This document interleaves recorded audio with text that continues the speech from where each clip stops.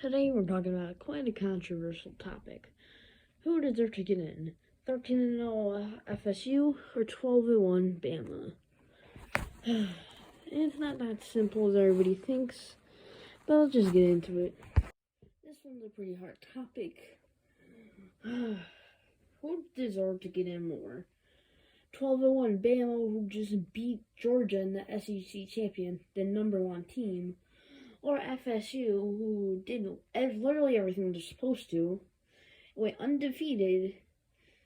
Who actually deserved to get in? This one's a pretty hard question to answer, because you have two really good teams, but when you look at it, FSU played the 55th hardest schedule in all of college football, while Bama played like a top 10 schedule. I'm not saying that Tennessee and LSU were cupcake games, because those are pretty easy games. Alabama should have won those, which they did. And FSU did defied all the odds, but Alabama's a bigger name too than FSU, which I'm not saying that could have done something, but come on, everybody knows Alabama's the biggest name in college football. I don't know if they got greedy or what happened, because I'm not saying that as a Michigan fan, it's not on my part to really say that, but I just feel bad that they didn't get a chance because Jordan Travis got injured. It's not fair at all. To be honest, you really need to look very hard into everything, and if we can pull up FSU's hardest game is versus number 5 LSU, which LSU are 13th in the country right now. It's not bad, but that's their best win. While you look on the other hand, Alabama has their biggest win is against Georgia, 27-24, where Georgia picked, I'm pretty sure, or wait, I don't know, but whatever. So you gotta think, you got the 13th team, FSU beat them, and then you got the number 1 team, and Alabama beat them. Alabama is 4-1 versus ranked top 25 teams, and FSU is 3-0. It's hard to really say because it's not like the ACC is that good anyways. So, because they had a really good out-of-conference schedule versus LSU, they were at home, yes, but still they blew out LSU exactly like Alabama did. So you gotta really take that into consideration.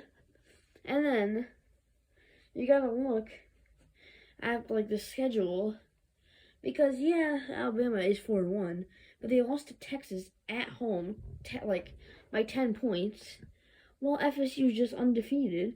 They did everything they're supposed to do. And it's how do you really pick which one? It's between deserving and the best teams.